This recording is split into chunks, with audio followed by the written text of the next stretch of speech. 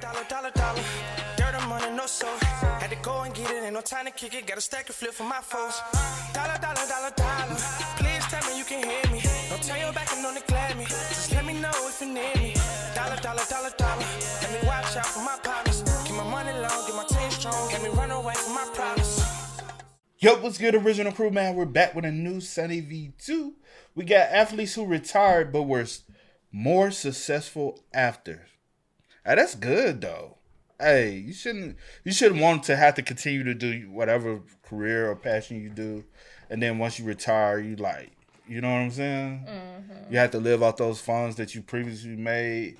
But I love a good success story where, hey, they might not even been the best at whatever they do, but once they retire, they have a legacy within something else, and they actually, like, say for instance, like this. Do you think? Well, no, that's a bad idea. Never mind. Yeah, that's just. But hey, man, with that being said, before we get into it, hey, one person I feel like, nah, that's a lie. Yeah. But hey, make sure you check out the links in the description box. Down below. You already know where to go if you want the first part. All you gotta do is check out down below. Also, if you enjoyed today's visuals, like it with a thumbs up. Well, I'll say this: not more successful, but I feel like he got richer after he retired. It's Michael Jordan. I think Michael Jordan made most of his money, made more money retired than actually playing. Okay. Reason why, shoe owning teams and stuff like that, you make more money that way. But let's go. Let's check it out. Let's see what's about. You ready? I'm ready. Let's get into it, y'all. Their sporting careers had officially ended, but these 10 athletes were just getting started, and none were as strange as George Foreman's transition from boxing to kitchen appliances. He retired at the age of 48 with minimal future prospects, yet had thankfully claimed his success was due to his healthy eating, because at the same time a company called Sultan was developing a special type of grill that would drain the excess fat out of anything it was cooking. George Foreman let the company use his name in exchange for 40% of profits, believing this was his fate by tweeting, "While I was KO'd, I saw a giant piece of meat screaming, 'Grill me.' When I woke, I said, gotta find a grill," thus the George Foreman grill. The product, however, was a total failure until he also began hosting their infomercials. George Foreman explained that at the height of the grill's success, there were months I was being paid $8 million, yet he'd eventually sell his share in the product for a one-time payment of $137 million. The product became so popular, one person posted, "Today I learned that George Foreman is not just a brand of grill. It's actually the name of a real man who was once a boxer." Now, you the problem. Maybe they didn't know. No. Everybody doesn't know everyone. No, you the problem. You the problem. And depending on how old George they are, Foreman, yeah, that's the only thing. It really does depend on. Now, if you a lot older, you should know that this is Yeah. But shout out to George Foreman, bro.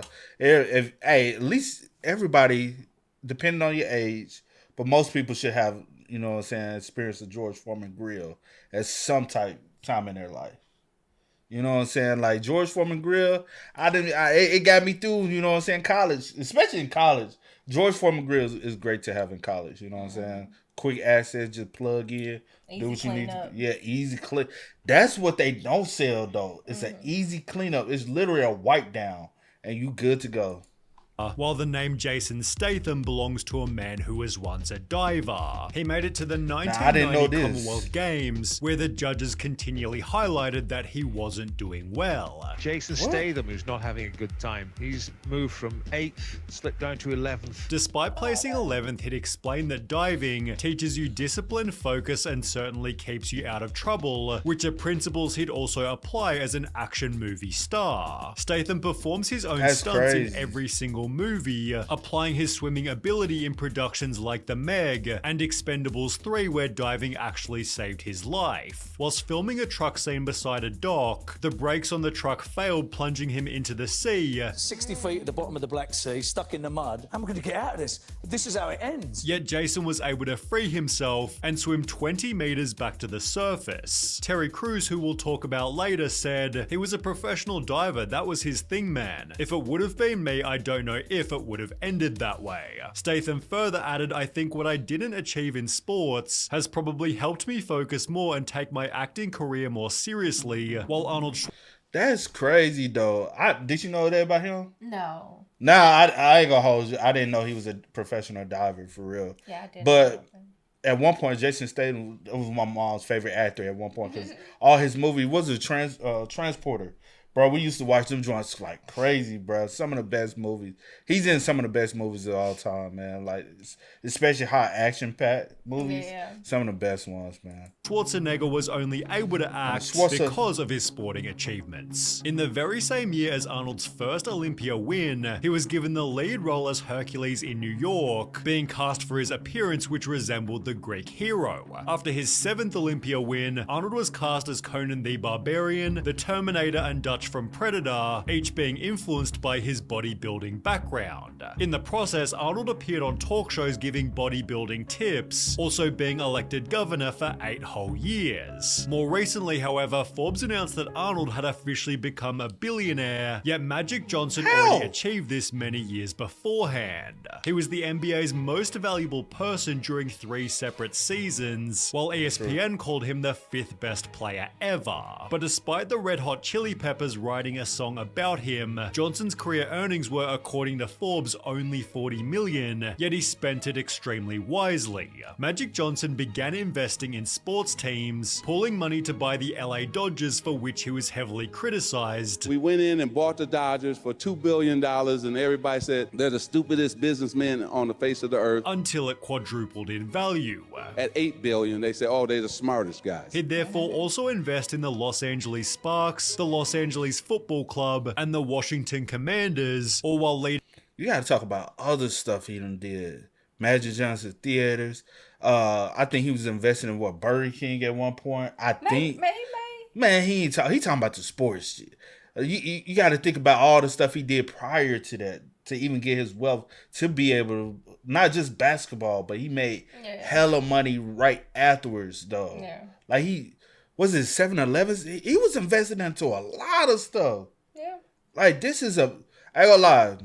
No, his story is out there. He done did some crazy wild boys. There a lot of y'all probably would do too if y'all was in.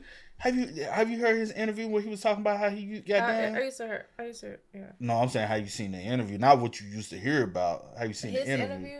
Yeah. Him sitting down talking about Which one you talking about? The one he's talking about the time he got it on in the office. During the meet. Magic. No. I'm saying who was he talking? Like, who was the interviewer? It was an old like from the 80s or early 90s joint. I done seen some of his stuff. Yeah. But now he was talking about like how he would hook up with multiple chicks at the same time. Like he was getting it on in the office. Yeah, it's out there. I know, but I'm saying.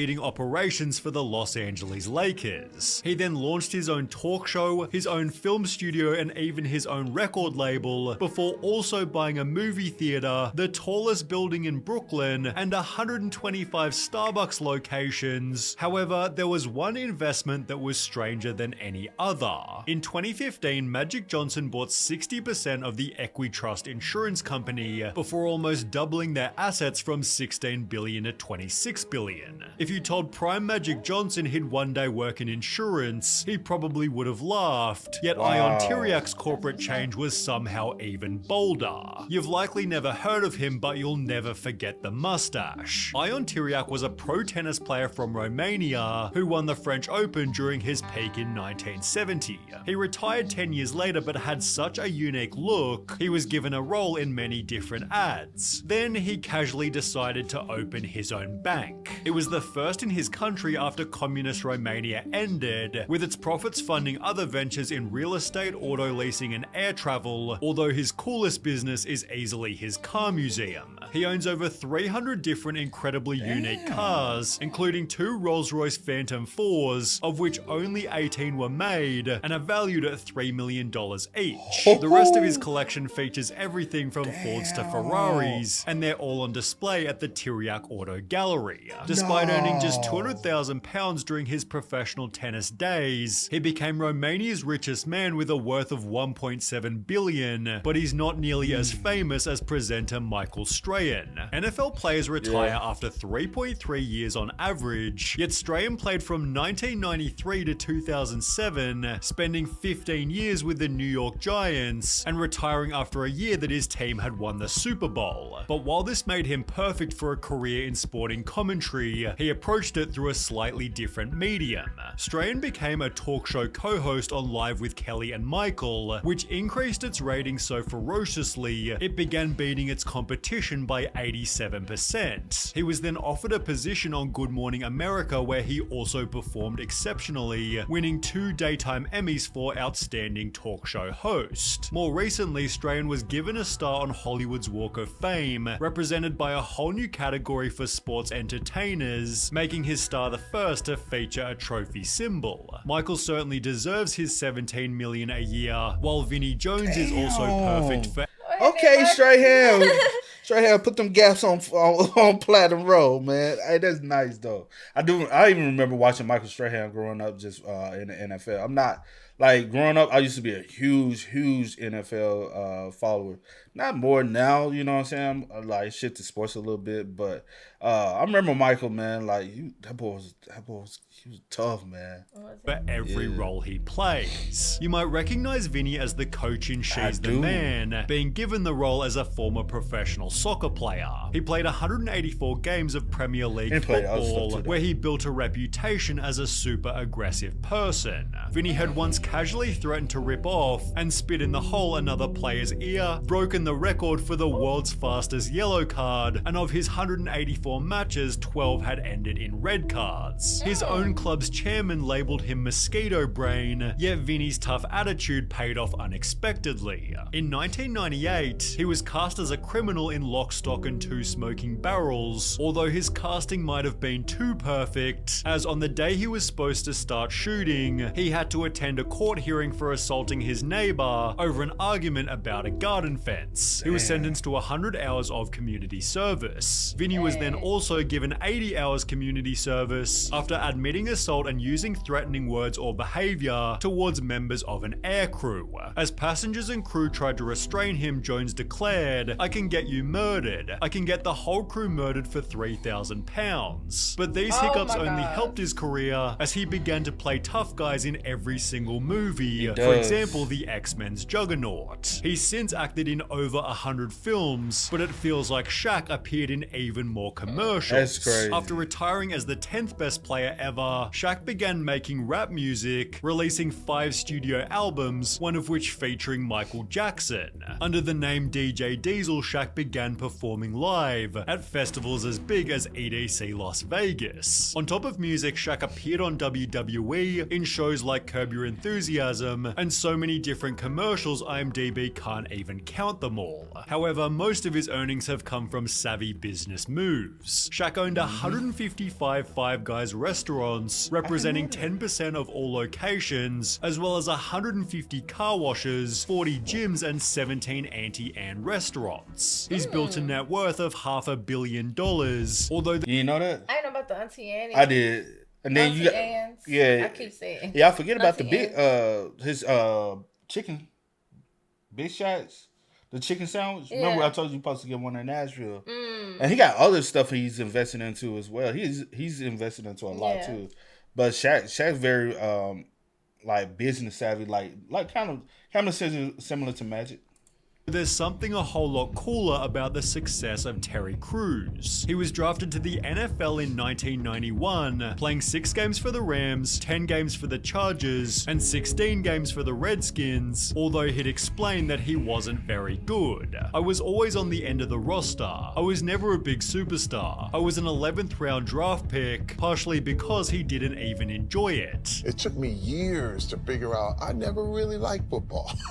Wow. Terry made it obvious that he instead preferred the arts. I would go back into the locker room and ask the players if they wanted their portraits painted. You did these while you were playing? While I was playing. I was known as the artist football player. Retiring from the NFL to take his talent to Hollywood. His family thought he was crazy. There was family members that were like, he had a chance. he blew it. Right. You know, that was the consensus. Although whilst working security on the set of Training Day, Terry was given an unexpected chance. Well, the director walks over to me and he said, "Hey man, you want to be in this movie?" I said, "Yeah." I was like, "Sir, whatever you need me to do." This turned into another movie, then another, but it was after appearing in White Chicks that his life would totally change. The producer of the movie called me. He said, "Terry, your life will never ever be the same." Terry was offered to appear in the Old Spice commercials, which went on for more than 10 whole years, calling it his revenge on the NFL. They played it all over the NFL. That was another thing that was kind of like my revenge on the league, because I want to see Naturally bald, because I can still see his hairline. My bad. Like, because, you know, sometimes with bald people, you can't see the... But his hairline looks like it's right there. Am I tripping? It looks He like... probably just keeps his shades, or it's But probably... he look like he got a full natural hairline. There's men out here ain't got no hairline like that. But you get what I mean, though? Yeah, that's... Have you... He always wore Your pops? Yeah. Nah. He keeps his hair shaved. But he ain't bald.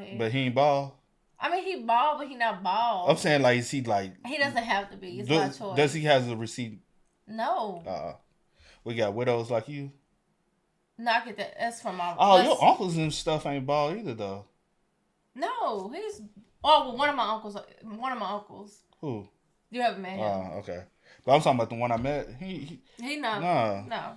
Another thing that was kind of like my revenge on the league, because you couldn't watch a game without seeing some crazy Terry Crews Old Spice commercial. Although in terms of success after sporting retirement, there's nobody close to Michael Jordan. Considered the greatest NBA player ever, Jordan was approached by Nike to create his own special shoe, hoping to make $3 million over a 3-year period. Instead, it earned $126 million by the end of the first 12 months. The shoes have since made him roughly $1.5 billion, which he used to buy a share in the Charlotte Hornets, spending $275 million in 2010 before reselling it in 2023 for a whopping $3 billion. As a result, Michael Jordan is the richest athlete ever, with a net worth of $3.2 billion. I told y'all. 3.2 billion. And I said Mike might be on the list, but I said nah, because people would be like, man, he was still successful actually in the league, and I'm like, yeah, he's successful. Most definitely, but even more. Yeah. With all the other endeavors. Facts. I think he has become even more successful since retiring. Yeah. But that's good though for all of them, man. It's always, that's definitely always good. Yeah. Y'all spam us up, man. Y'all let us know y'all thoughts about it in the comment section down below. A lot of these people already knew this information about it. It was just a good video. I just didn't know about Jason was being a diver. The other guy that be in the movies being a meme of. Yeah, I didn't know about him. And the dude with the mustache, I seen him before, but I didn't know his backstory either. But most of the black ones, unfortunately, to say it like that, but most of the black ones I already know. Yeah. But y'all spam us up. Let us know y'all thoughts about it in the comment section down below. But until next time, y'all know how it go, man. I do go by the name DJ New Kid. This is Sierra Nicole. We are. We out. Go and get it, ain't no time to kick it. Got a stack of flip for my foes. Dollar,